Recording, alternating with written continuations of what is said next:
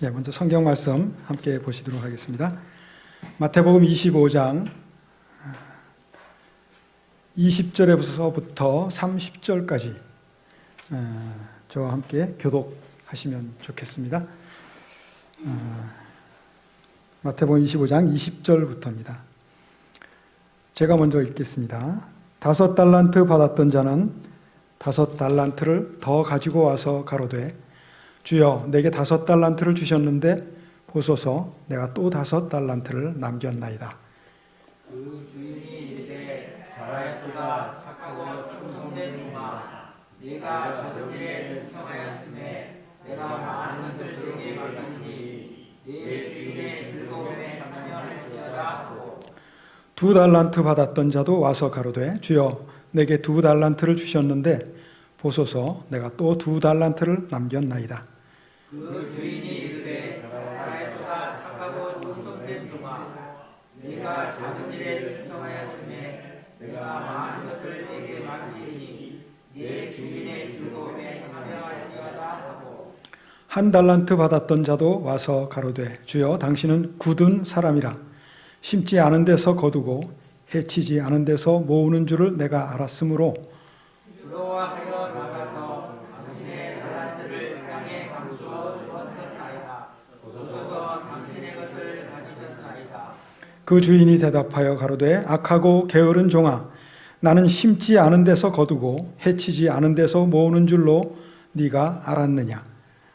그러면 내가 마땅히 내 돈을 시리하는 자들에게나 받겠다가 내가 돌아와서 내 원금과 매점을 받게 하였을 것이니라 하고 그에게서 그 1달란트를 빼앗아 10달란트 가진 자에게 주어라. 물론 있는 자는 받아 풍족하게 되고 없는 자는 그 있는 것까지 빼앗기리라. 이 무익한 종을 바깥 어두운 데로 내어 쫓으라. 거기서 슬피 울며 이를 갈미 있으리라 하니라. 아멘. 오늘은 달란트의 비유에 대해서 다 아시는 말씀이지만 함께 나눠보려고 합니다. 그래서 불공평에 의한 공평의 원리라는 좀 거창한 부제를 붙였습니다. 이 마태복음 25장에는 3가지 비유가 나오는데요. 지금 함께 낭독하신 달란트 비유가 있고 그 앞부분에 1절부터 13절까지는 10처녀의 비유가 나오고 있습니다. 우리 성도들이 항상 하나님의 은혜 가운데 거해야 하는 성령 충만의 상태를 이 10처녀의 비유에서 강조를 하고 있습니다. 그리고 이어지는 이 달란트 비유는 그 성령 충만의 은혜로운 상태가 적극적으로 성령의 열매로서 결실을 맺어야 한다는 것을 얘기하고 있고 또 구체적으로 그것을 얼마나 활용했느냐를 강조하는 내용입니다. 그리고 달란트 비유의 뒤에 나오는 31절부터 46절까지는 양과 염소의 비유가 나오는데요. 이것은 성령을 어떻게 활용했느냐에 대한 교훈이 되겠습니다.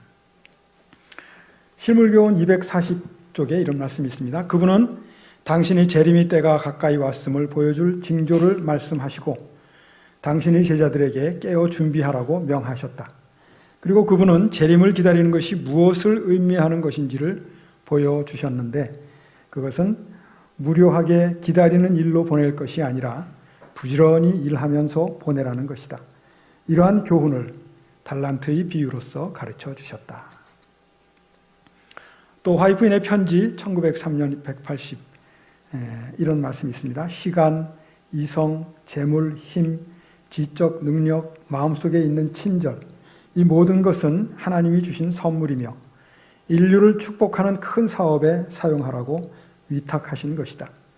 주께서는 각 사람이 그의 달란트를 현명하고 이기심 없이 사용할 것인지 아니면 자신의 영달만을 추구할 것인지를 보시려고 주목하고 계신다. 그는 가난한 사람들에게서 그들이 갖지 못한 것을 주라고 하지 않을 것이며 병든 사람에게서 육신이 약해서 못하는 활동을 요구하지도 않으실 것이다. 하나님께서 위탁하신 일이 없는 달란트로 하나님을 영화롭게 못한다고 해서 어느 누구도 슬퍼할 필요가 없다. 그러나 만약에 그대가 단 1달란트만을 가졌다면 그것을 잘 사용하라. 달란트를 묻어두지만 않으면 가지고 있는 달란트는 이윤을 남길 것이다. 이윤이 났을 때 그 이윤은 하나님의 재산이다. 주 예수께서 오실 때 그는 당신의 재산을 그 이자와 함께 받으시기를 바라신다. 아멘. 오늘 비유에서 달란트를 받은 세 종에게는 한편으로는 같은 은사가 주어졌고 한편으로는 서로 다른 은사가 주어졌습니다. 같은 은사는 각자에게 달란트를 맡기셨다는 것과 또 장사를 해서 이윤을 남기라는 명령이 내렸다는 것, 또 주인이 돌아올 때 그것을 회계 처리를 해야 한다는 것이었습니다. 다른 은사는 종들 개개인의 힘이나 능력에 따라서 적절하게 배분이 되었다는 것입니다. 이것을 불공평에 의한 공평의 원리라고 합니다. 종들은 각기 5달란트, 2달란트, 그리고 1달란트를 받았습니다. 불공평합니까? 공평합니까? 불공평합니다. 그런데 그 기준이 각각의 종들의 재능에 따른 것이라는 것. 이것은 공평합니까? 불공평합니까? 이건 공평합니다. 그러므로 불공평에 의한 공평의 원리라고 이야기를 하고 있습니다. 5달란트를 감당할 수 있는 종에게 1달란트만 준다면 그것은 불공평한 처사겠죠.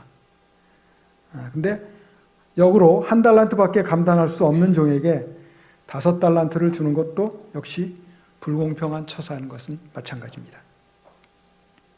1달란트가 하루치 임금인 한 데나리온의 6,000배가 된다고 합니다. 그러면 하루 일당을 10만 원으로 치면 곱하기 6,000을 해서 6억이 됩니다.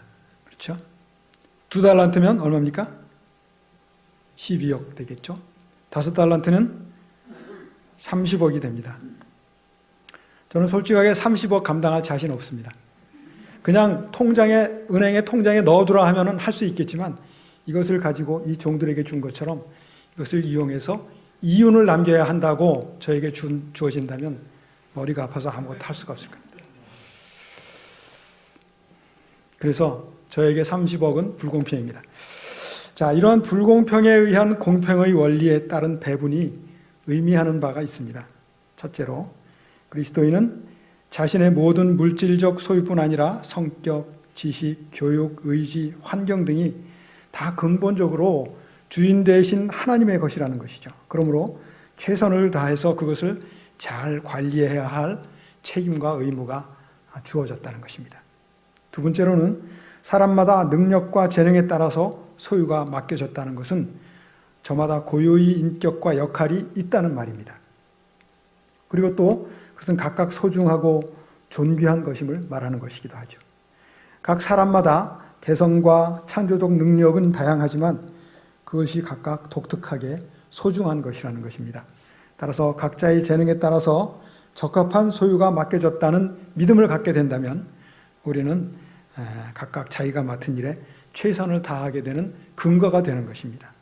그리고 또 그 일을 맡긴 주인에 대한 충성의 의무와 책임이 있음을 깨닫게 되는 것이기도 하죠.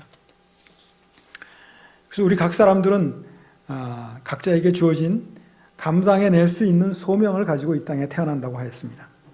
때로는 그것이 하찮고 무가치해 보이지만 그 일이 나의 이웃들을 위해서 내가 할 수 있는 일이기에 성실하고 묵묵하게 그 일을 감당해야만 한다고 했습니다. 그것이 비록 사람의 눈에는 지극히 작은 것에 충성하는 것처럼 보이겠지만 하나님 아버지의 나라에서는 대단히 큰 것에 충성하는 자로 기록이 될 것입니다. 우리가 그 작은 일에 충성을 다하다 보면 어느새 그 일은 나도 할 수 있는 일에서 나만이 할 수 있는 일로 바뀌게 될 것이라고 말씀을 하십니다.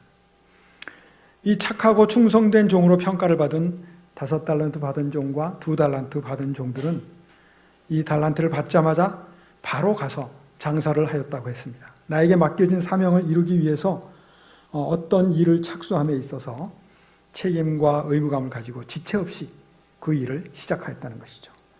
이것이 선한 청지기의 바른 자세입니다. 주인의 밑에서 배운 사업 능력을 마음껏 활용해 볼 수 있는 기회를 가지게 되었으니 지체할 수 없이 기다리고 있지 않고 바로 그 능력을 행할 수 있었던 것입니다. 실물교훈 241쪽에 이런 말씀이 있습니다. 그리스도를 따르는 자들은 봉사를 위하여 구속함을 받았다. 우리 주께서는 인생의 참된 목적은 봉사에 있음을 가르치셨다. 그리스도 자신이 일꾼이셨으며 그분을 따르는 모든 자들에게 봉사의 법칙 곧 하나님과 저들의 동포에 대한 봉사의 법칙을 주셨다. 그렇습니다. 하나님께서는 우리에게 봉사를 위해서 달란트를 주셨습니다. 이 달란트를 마음껏 활용하셔서 하나님께서 원하시는 인생의 참된 목표를 이루시는 여러분이 되시기를 바랍니다. 그리고 이 두 종은 사업을 통해서 이윤을 남겼습니다. 사업을 하는 데 따른 위험 부담이 많이 있지만 그들은 그것을 이겨내고 이윤을 남기는 것입니다. 주도 면밀한 계획과 또 자신의 능력에 대한 충분한 이해, 이런 것이 없이는 이윤을 얻을 수가 없는 것이죠. 그리고 또 어떤 사업을 택할지, 그리고 그 사업의 대상은 어떤 사람이 될지, 이런 것들을 확실하게 파악을 해야 이윤을 얻을 수가 있는 것입니다. 또 물론 그들은 신용과 성실을 바탕으로 사업을 시행하였을 것입니다. 또 진취적이고 창조적이며 생산적인 청지기의 의무를 다했다는 것도 우리가 알 수 있습니다. 그들이 똑같이 성실하게 사업을 하였습니다. 5달란트 가진 사람보다 2달란트 가진 사람이 덜 성실하지 않았습니다. 소유하고 있는 양의 차이에 따라 성실함의 차이가 있지 않았다는 것입니다. 또 그들은 주인의 관심사가 어디에 있느냐를 잘 알았습니다. 주인의 관심사는 종들이 얼마나 많은 이윤을 남기느냐에 있는 것이 아니었습니다. 다만 주인은 얼마나 종들이 성실하게 노력을 해서 주인의 기대에 부응하느냐, 이것을 바라고 있었다는 것이죠. 따라서 이 종들은 100%의 충성과 성실을 통해서 100%의 결실을 얻었고 또 100%의 만족을 주인에게 돌려드릴 수 있었던 것입니다. 세 번째로 이 두 종은 자신들의 수고로 이룬 소득을 모두 정직하게 주인의 앞에 내놓았습니다. 사업을 위해서 그들이 투자했던 유형적인 또는 무형적인 것들을 일일이 계산해서 떼어놓고 나머지만 주인에게 드린 것이 아니었습니다. 사업을 위해서 투자된 자신의 재능이나 시간이나 또는 육체적 수고, 이 모든 것을 다 주인의 것이라고 생각을 하였기 때문에 모든 것을 주인에게 드릴 수 있었던 것이죠. 그리고 두 종은 전적으로 충성하고 부지런히 일하였으므로 주인에게 칭찬을 들었습니다. 가장 먼저 잘하였도다 하는 칭찬을 들었습니다. 이것은 더 이상의 칭찬을 기대할 수 없을 만큼 극진한 주인의 칭찬입니다. 그동안의 종들의 노력에 대한 주인의 다함없는 만족과 인정의 표시인 것이죠. 그리고 두 번째로 어떤 칭찬을 들었냐 하면 착하고 충성된 종이라는 칭찬을 들었죠. 이것은 1달란트 받은 종이 들었던 악하고 게으른 종이라는 질책과는 대조적인 것입니다. 물론 이것이 그 두 종의 인격에 흠이 없고 완전하다는 뜻은 아니었습니다. 다만 주인의 마음에 합한 자라는 의미로 우리가 이해를 할 수가 있는 것이죠. 따라서 착하고 충성된다는 것이 주인의 사역을 감당할 수 있는 근원적인 힘이 되었다는 것을 알 수 있습니다. 세 번째 칭찬은 뭡니까? 적은 일에 충성했다는 것입니다.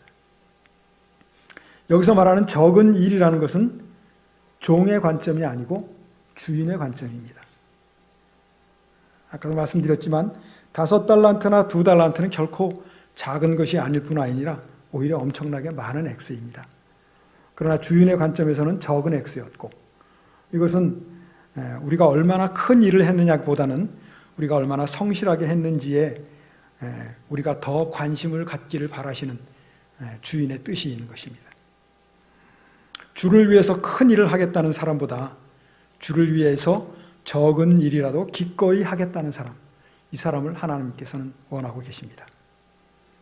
그리고 또 하나님께서는 우리가 굉장한 일을 하는 것보다 평범한 일을 잘하는 것을 원하신다는 사실입니다. 테레사 수녀는 이런 말을 하셨습니다. 세상에는 사소한 것이란 아무것도 없다.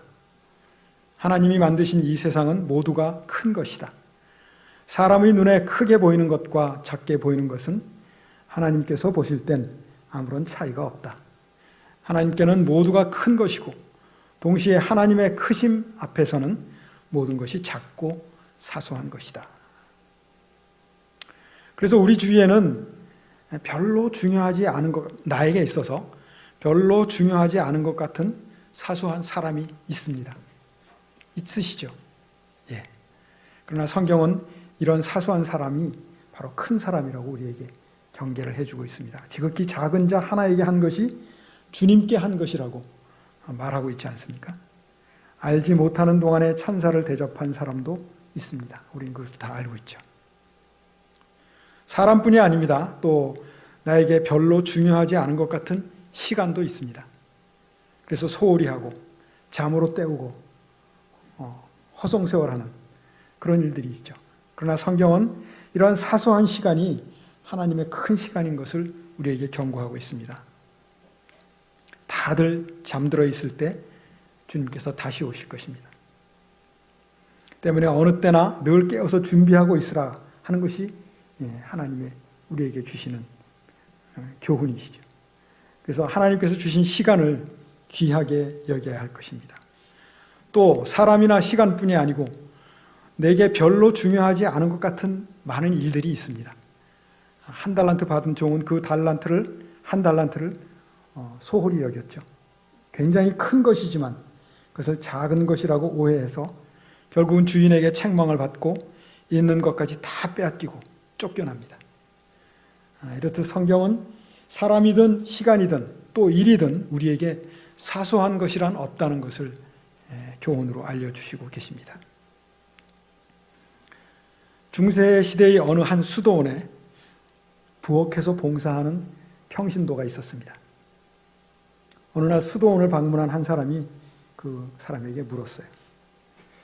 당신은 매일 부엌에서 음식을 만들고 그릇을 씻고 청소하는 일만 하고 있는데 그것 때문에 불평분만은 없습니까? 그러자 이분이 대답했습니다. 나는 불평할 시간이 없습니다. 나는 음식을 만들면서 계속 기도합니다. 하나님이 이 음식을 먹는 자에게 평안을 주십시오. 또 청소하면서 이렇게 기도합니다. 하나님, 이 아름다운 동산을 더 아름답게 만들어 주십시오. 그래서 저는 하나님께 기도하는 시간 외에는 남는 시간이 없습니다. 그래서 사람들은 그 평신도를 부엌의 성자라고 불렀다고 합니다. 그런 부엌의 성자라고 불리운 이분이 이런 말도 했습니다. 꼭 큰 일을 해야 할 필요는 없다. 나는 프라이팬의 작은 계란 하나라도 하나님을 사랑하는 마음으로 뒤집는다. 그 일도 끝나고 더 할 일이 없으면 기도드리고 엎드려서 예배드린다. 이 사람은 참으로 사소한 큰 일을 잘 한 사람으로 보입니다. 하나님께서는 모든 사소한 일을 창조하셨죠. 그러므로 우리도 우리에게 사소한 일은 크게 대하고 큰 일은 사소하게 대할 수 있는 지혜를 주시기를 기도하는 삶을 살면 좋겠습니다. 헨리 나우엔이라는 사람은 이런 말을 썼습니다. 이런 글을 썼습니다. 날마다 무서운 일들이 너무나도 많이 일어나고 있다. 그래서 우리가 이 세상에서 하는 몇 가지 안 되는 일들이 무슨 의미를 지니게 될지를 의심하게 된다. 수많은 사람이 굶주리고 있고 곳곳에서 전쟁이 벌어지고 있으며 저 많은 노숙자들을 볼 때에 우리 자신의 활동들은 아무 쓸모없는 일인 것처럼 보인다. 그러나 이러한 생각은 우리를 마비시키고 우리를 우울하게 만들 뿐이다.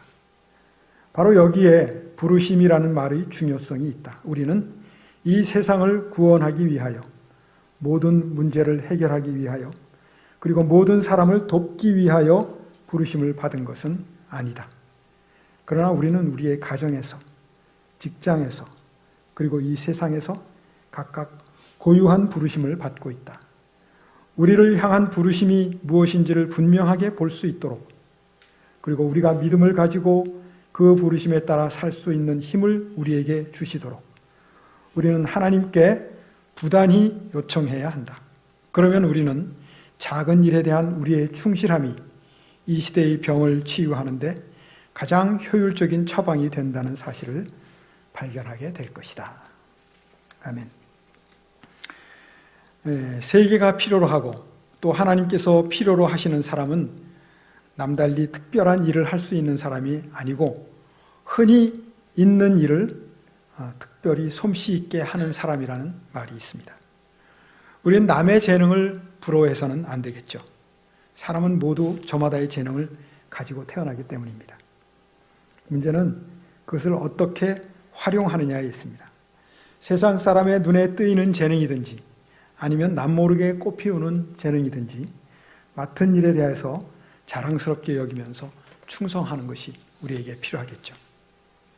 큰 일을 하기 위해서는 작은 일에 충성하는 것이 매우 중요합니다.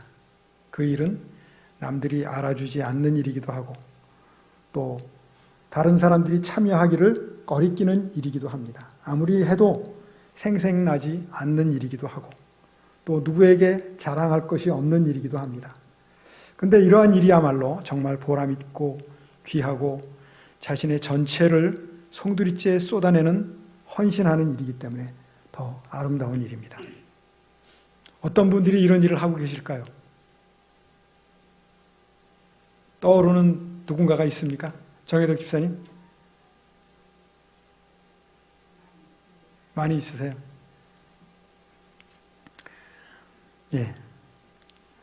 아내라는 이름으로 또 어머니라는 이름으로 일하고 계신 모든 여성분들, 바로 이런 일을 하고 계십니다. 자신을 자랑스럽게 여기시기 바랍니다. 예. 노을이 지는 저녁 무렵에 해와 달이 만났습니다. 해는 하루 일과를 마치고 퇴근하는 길이었고, 달은 이제 일과를 시작하러 출근하는 길이죠. 해가 달에게, 야, 달아, 너 오늘도 좋은 일 하러 출근하는구나. 정말 네가 자랑스럽다. 가서 열심히 일하고 와. 이렇게 했으면 얼마나 좋을까요? 달을 보면서, 야, 너는 나처럼 밝은 빛도 내지 못하면서 사람들에게 무슨 도움이 된다고 저녁마다 일을 나가냐. 이 말을 들은 달이 어땠을까요? 너무나도 상심했습니다. 그래서 그날 출근을 안 했습니다. 어떻게 됐을까요? 깜깜한 밤에 난리가 났죠. 세상은. 사람들은 무서워서 밤에 나가질 못합니다. 밤늦게 일을 마치고 퇴근하는 사람들은 넘어지고 깨지고 큰일 났어요.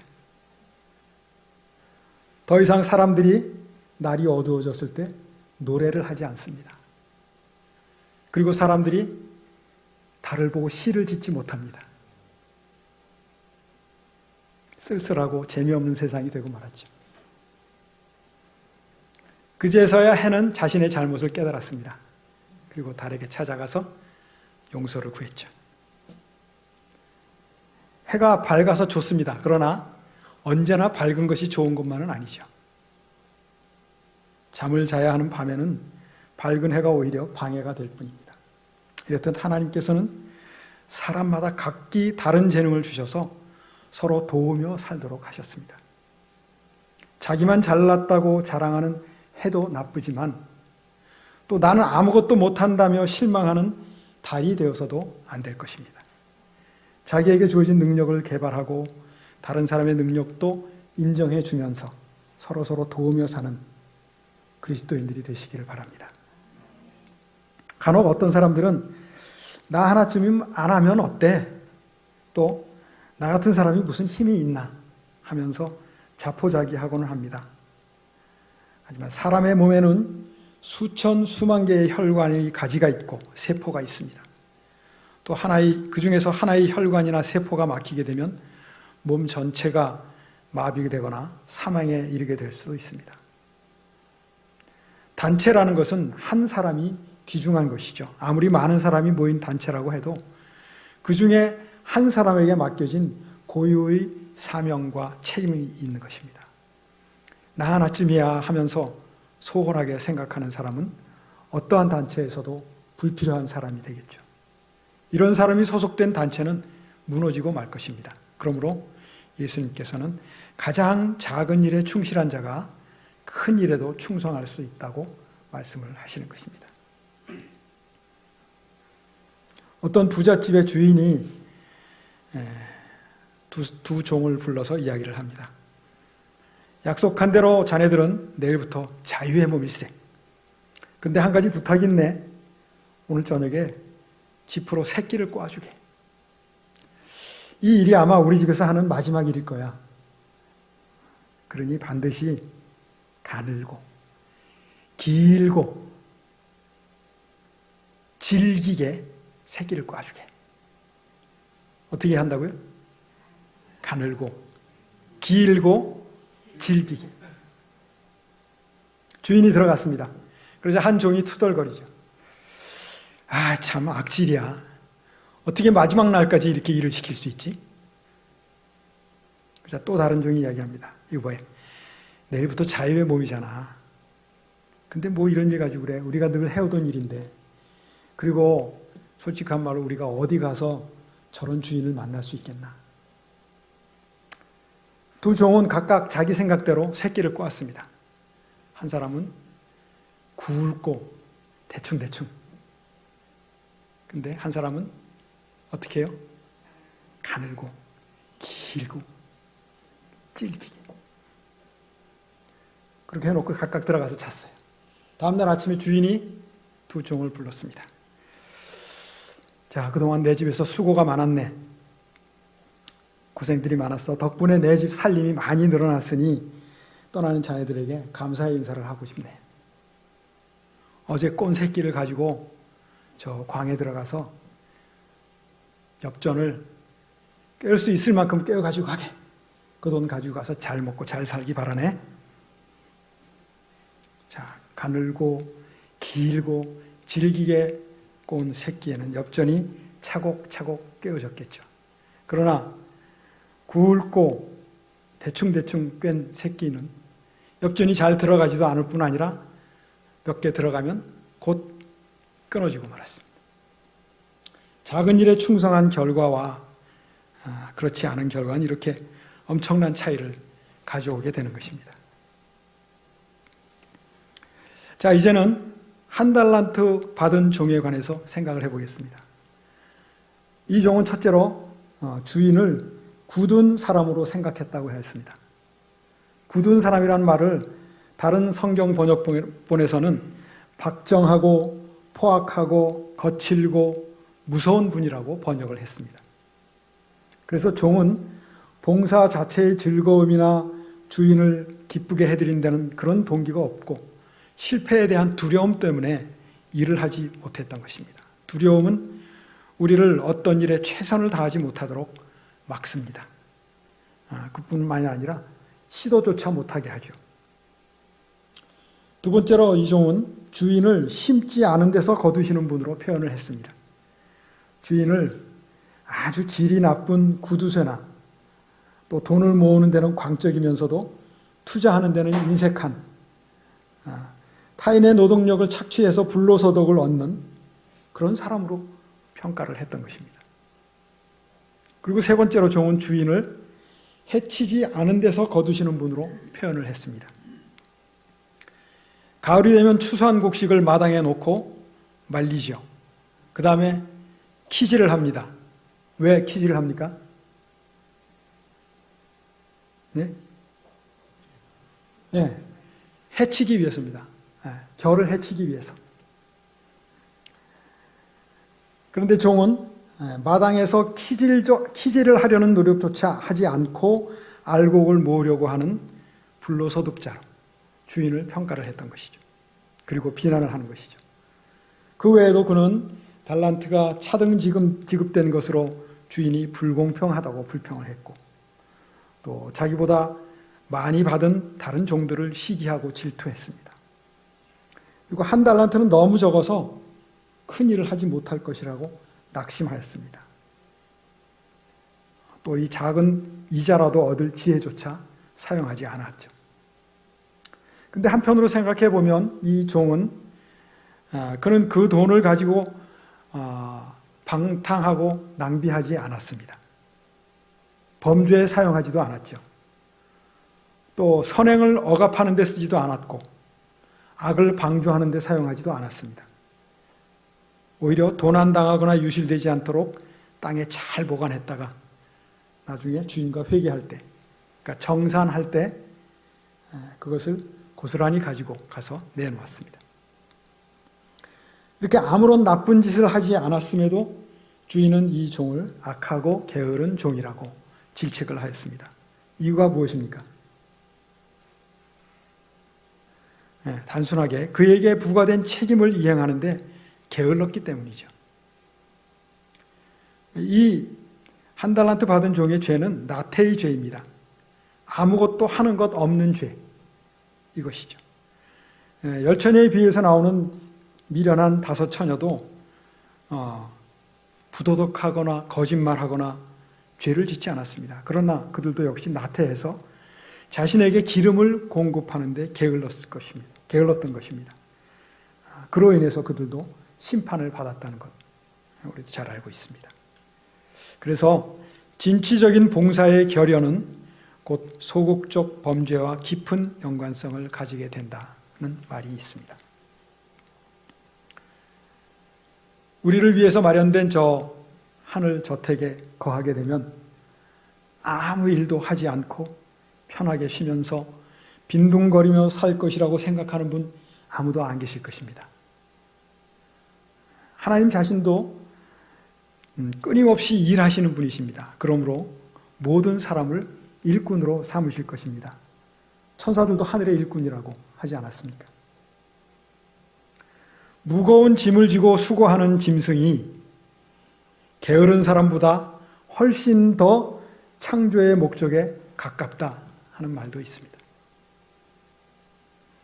실물교훈 268페이지에 이런 말씀이 있습니다. 그대의 달란트가 아무리 적을지라도 하나님께서는 그것이 쓰일 곳을 가지고 계신다.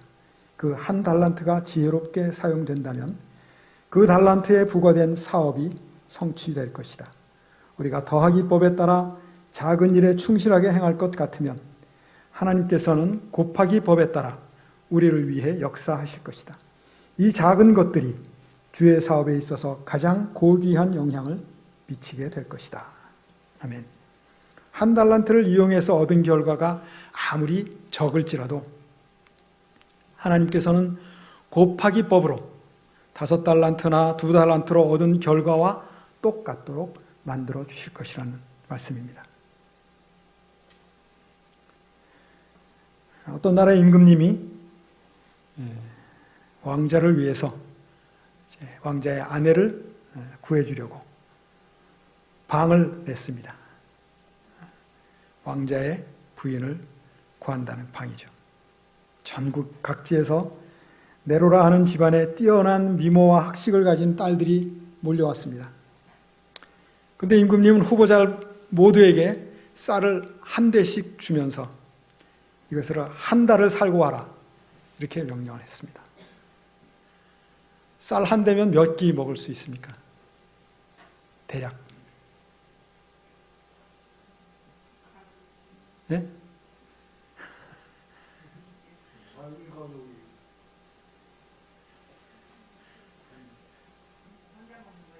예, 혼자 먹는 거죠. 혼자 한 달 먹는 거니까.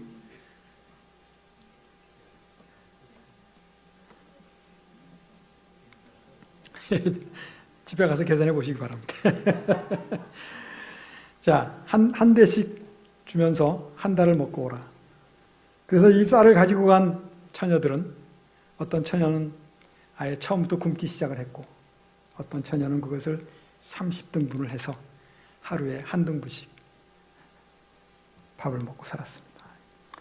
그런데 대부분 중도에서 탈락하고 말았다고 합니다.